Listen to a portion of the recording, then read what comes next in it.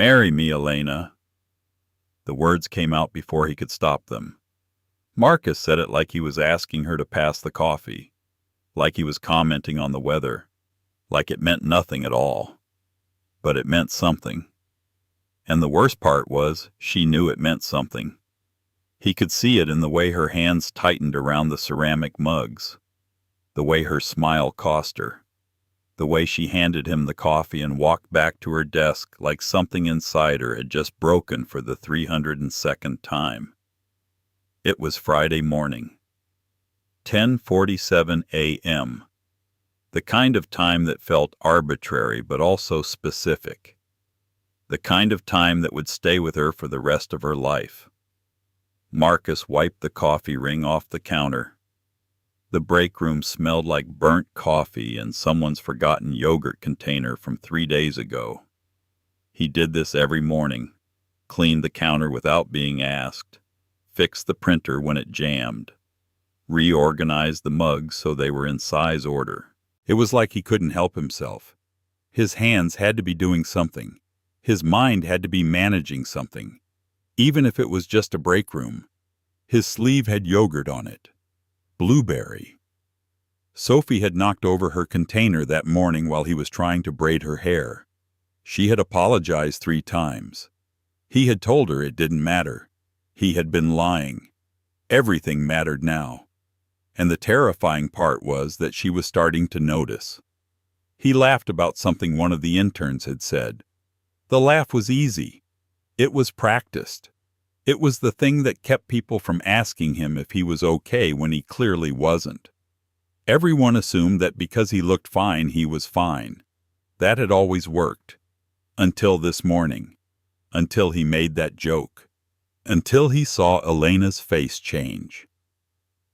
That night, Marcus sat at his kitchen table with Sophie asleep upstairs. The apartment was quiet in the way it only got quiet after 8 p.m., after the sounds of the city had settled into a steady hum, after the bedtime routine was done and the dishes were washed and he was finally alone with his thoughts. He held his phone in his hand for 20 minutes without opening it.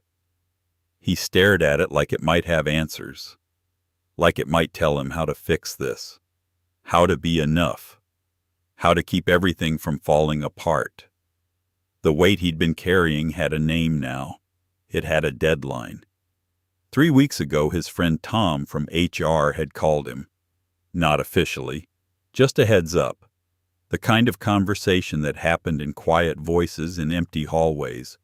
The kind that was off the record but also completely official. "We're restructuring the department. Your name is on the list. You should know. You should start thinking about what comes next." Marcus had thanked him. He had acted like he wasn't terrified.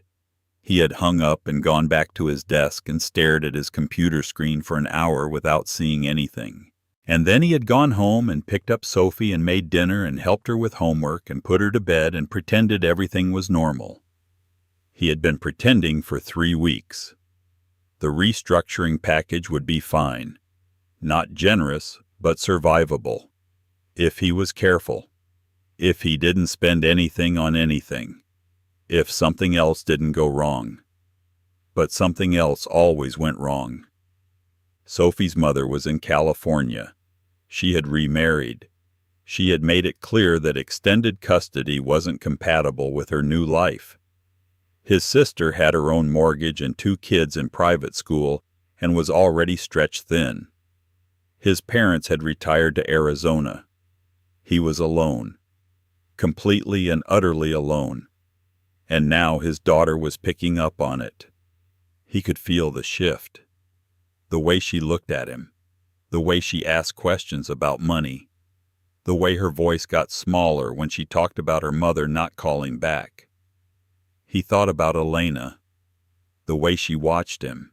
The way she brought him coffee on the mornings when she knew he was running late. The way she had defended him to the manager when the manager made fun of Sophie's purple horse drawing. The way she looked at him like she could see all the way through to the terrified person he actually was. For 2 years he had been in love with her. For 2 years he had been too scared to say it out loud. and then this morning he had said it as a joke, which meant he could take it back, which meant she could reject it and he could laugh it off and pretend it didn't matter, which meant he got to keep the safety of not being known. Except she knew. She had always known.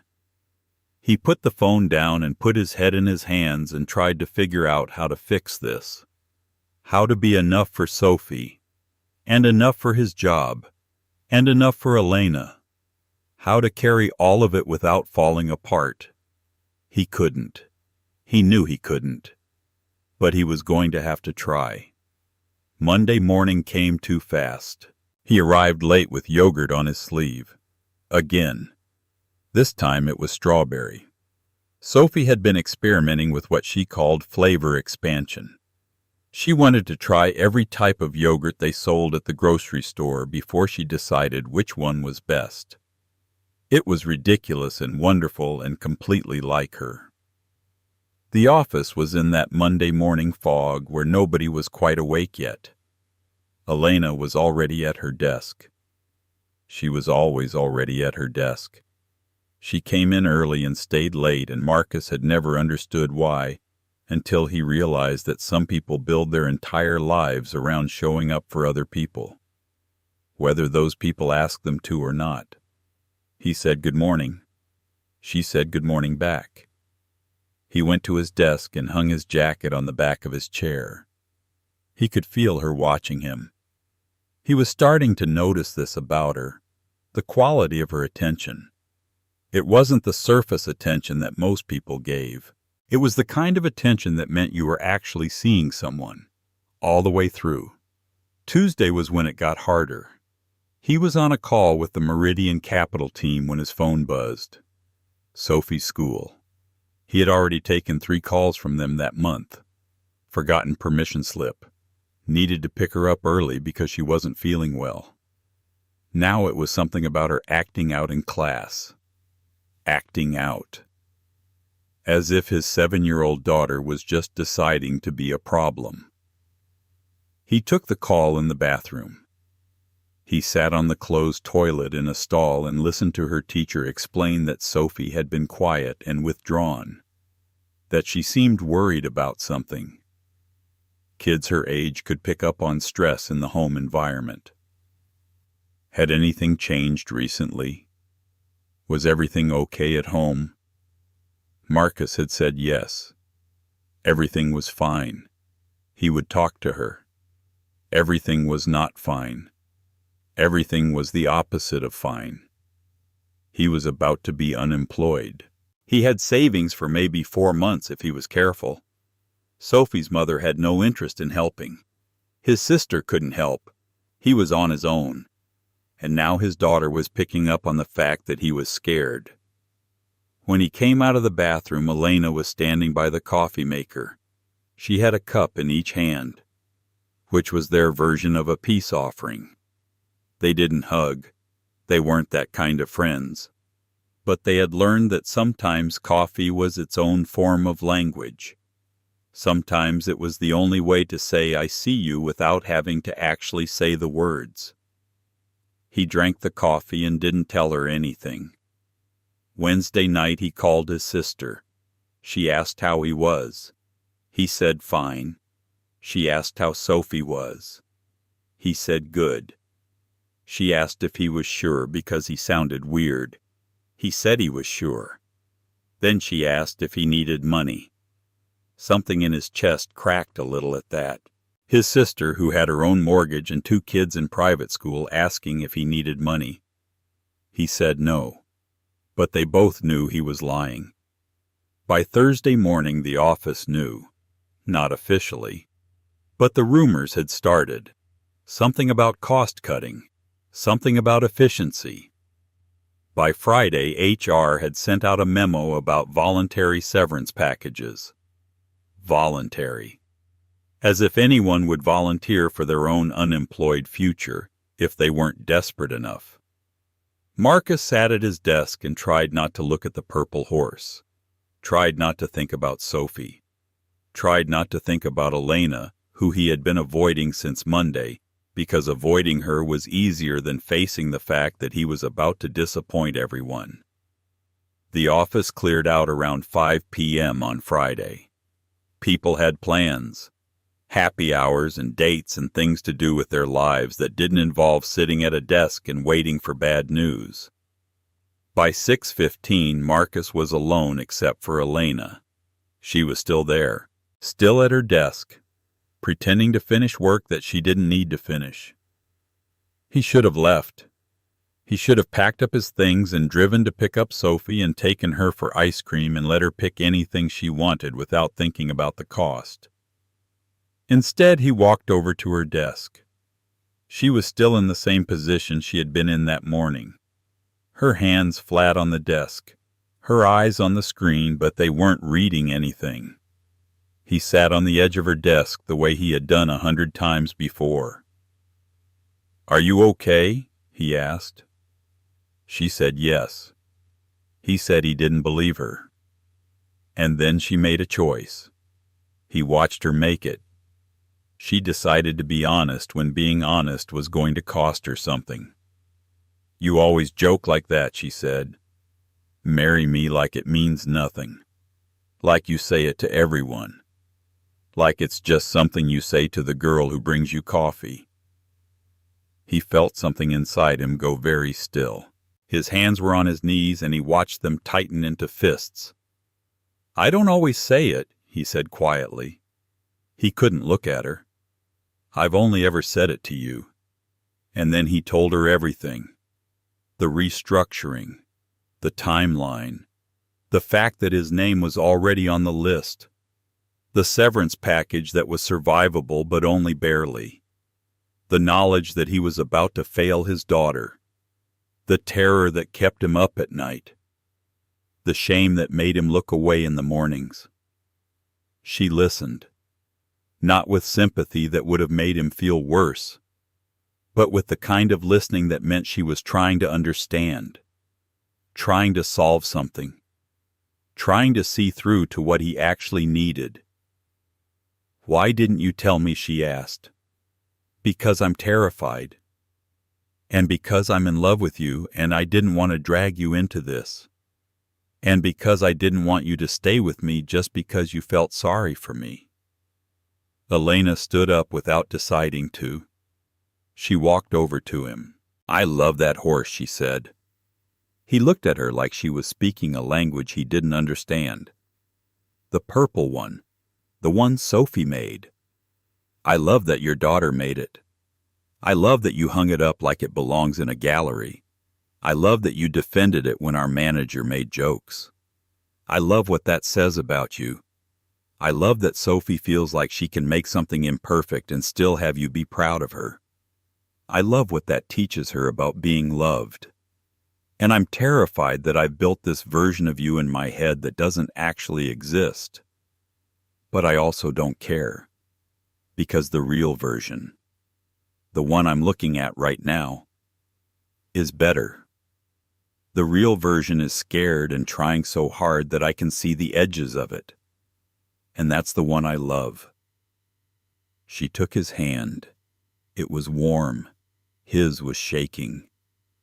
"Come here," he said, and pulled her against him. She fit against him like something he had been missing without knowing he was missing it.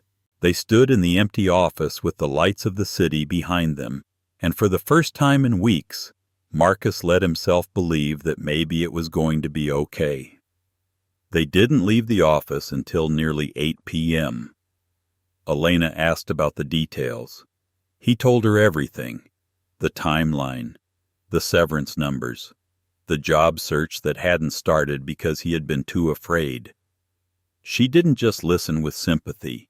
She listened like someone trying to solve a problem. "What do you actually want to do?" she asked, "if you're not doing this?" He hadn't thought about what he wanted in so long.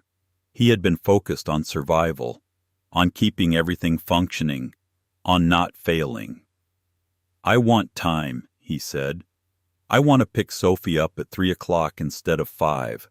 I want to help with homework without being exhausted. I want to be a father without fitting it into the margins of my real life. Elena said, "Then find that. Find a job that lets you do that. You're too good at what you do to waste it on a company that doesn't value you, and you deserve to have a life that isn't just survival." They sat in the office until his phone alarm reminded him that he needed to think about Saturday. Elena eventually said, "You need to tell Sophie. Not tonight, but soon. Because she already knows something's wrong. And when she finds out you've been carrying this alone, she's going to feel like she failed you somehow. Like she was supposed to notice and help. Kids do that. They take adult problems, and they make them into their own failures." Marcus nodded. She was right. She was so right that it made him understand how much he had actually been in love with her. Not just because she was beautiful or brilliant at her job, but because she thought about problems the way he did. She thought about Sophie the way he did, like she mattered more than the convenient answer. Saturday morning came gray and cool, the kind of morning that felt like something was about to change. Marcus took Sophie to their favorite park. They sat on a bench, and he didn't talk for a long time. She waited. She was good at waiting. She was 7 years old and somehow already understood that some conversations needed silence before they could begin. Finally he said, "I have something to tell you, and I need you to listen without trying to fix it or feel bad about it. Can you do that?" She said yes. He said, "Daddy's job is changing. The company is restructuring, and I'm probably going to lose it. That means I don't have that job anymore. But it doesn't mean I'm leaving. It doesn't mean anything is wrong with you. It doesn't mean you did anything wrong. It means that sometimes things change and we have to be flexible and figure out what comes next." She was quiet. Then she said, "Are you scared?" He said yes. She said, "I'm scared too. But Mom says that being scared is how you know something matters. And you matter. And I matter. So maybe it's okay to be scared." And Marcus felt something inside him shift. His daughter, who was 7 years old, who he had been trying to protect from his own fear, just taught him something about courage, just showed him that she understood what this moment meant. Not as a failure, but as something real that matters because the people involved matter. He pulled her close and held her against him and let himself have one moment where he didn't have to be strong, where he could just be a dad who was terrified and grateful. Then he said, "There's something else. There's someone at work who I care about very much. Her name is Elena, and she cares about us, and I think we're going to spend more time together. Is that okay?" Sophie considered this with the seriousness she applied to everything important. Then she asked, "Is she nice?" He said, "Yes. She's very nice, and she thinks you're extraordinary." Sophie considered this some more. Then she said, "Okay then, but I want to know when we're going to see her again. I don't like surprises about people." And Marcus understood again that his daughter was wiser than he was, that she knew what she needed and wasn't afraid to ask for it. The restructuring package came through on Monday. Marcus met with HR. The numbers were what he expected. Not generous, but survivable if he was careful. There was a 2-week period before the separation was official. He didn't take the severance and try to stay in corporate. He did something different. Elena helped him with the job search. She sat next to him and they went through listings together. She asked what he actually wanted to do, what kind of schedule, what kind of work, what kind of company would respect his need to be a present father. They found something. A mid-sized tech company that specialized in infrastructure and systems. They were looking for someone with his exact skill set. The job paid less than what he was making now, but it had flexible hours. and they had a culture that prioritized work-life balance. The manager was a woman named Chen, who had 2 kids herself. In the job posting, she specifically mentioned that they understood their employees had lives outside of work. Marcus sent in his application. He got a response in 2 days. They wanted to interview him. The interview went well. Chen asked him directly, "What are you looking for in your next position?" He said, "I need to be able to pick my daughter up from school at 3 o'clock. I need to not work nights and weekends. I need to feel like I'm not failing at being a parent because I'm working too hard. Is that something you can offer?" Chen said, "Yes. We offer that because we believe people do better work when they're not constantly stressed about their personal lives. We found that parents who can pick up their kids are more focused, more creative, more present. We want you as a whole person, not just as a pair of hands." Marcus got the job. His last day at his old company came quickly. His department threw a small going-away thing. People said nice things. The manager told him he was a valuable contributor. His colleagues gave him a card everyone had signed. He packed up his desk. Elena helped him pack. Sophie's purple horse drawing came off the wall. It got wrapped carefully in bubble wrap. Marcus held it in his hands and thought about what it represented. His daughter's confidence that he would appreciate something imperfect. His willingness to display it proudly. Elena's recognition that this drawing meant something about who he was. On his last day, Marcus asked Elena if she wanted to get dinner. Not joking, not careless, just asking. She said yes, and everything started to be different. 3 weeks into the new job, Marcus took Sophie to get new shoes. The old ones were falling apart, and Sophie had very specific opinions about what new shoes should look like. She had been thinking about this for days. She wanted shoes that were the color of a frog she had seen at the Natural History Museum. She was going to be a herpetologist or a systems engineer or possibly both. Elena came too. Marcus had mentioned to her in passing that they were going shoe shopping. He hadn't actually invited her, but he had said it in a way that suggested he wanted her to come.